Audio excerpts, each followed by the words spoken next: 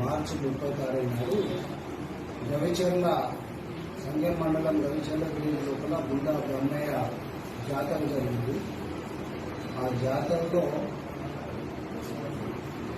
ఇద్దరు వ్యక్తుల మధ్య మృతుడైనటువంటి బండి మరియు ప్రధాన నిందితులు ఒకరైనటువంటి సిద్ధు మధ్యలో సిగరెట్ తాగే విషయంలో కూడా గొడవైంది. మృతుడు సిగరెట్ తాగినటువంటి పొగ సిద్ధు వైపు వస్తుందనే విషయంలో కూడా గొడవపడ్డారు. ఆ విషయంలో కూడా సిద్ధు తన బంధువులైనటువంటి వాళ్లకు మామలు అయినటువంటి వాళ్ళందరికీ ఫోన్ల ద్వారా ఇన్ఫార్మ్ చేసి వాళ్ళని పిలిపించి మృతుల్ని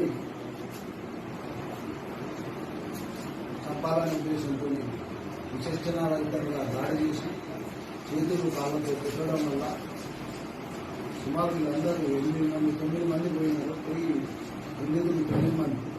దాని లోపల ప్రధాన నిందితుడు ఉండేటి సునీల్ ఆయన వీళ్ళందరినీ తీసుకెళ్లి మృతుడి మీద అటాక్ చేయడం వల్ల మృతుడికి గుడ్డ దెబ్బలకు పడిపోయి హాస్పిటల్లో చికిత్స పొందుతూ మరణించింది. ఆ కేసులో నిందితులందరినీ ఈరోజు పోలీసులు అరెస్ట్ చేయడం జరిగింది.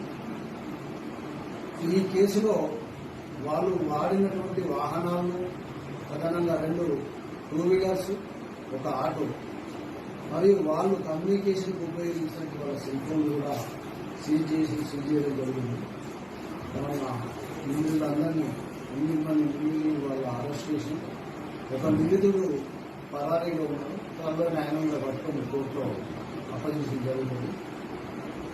మా పోలీసులు ఈ కేసులో నిందితులను తొందరనే పట్టుకొని అరెస్ట్ చేసినందుకు వాళ్ళందరూ కూడా అప్రిషియేట్ చేస్తూ ఈ విషయాన్ని తెలియజేస్తున్నాం.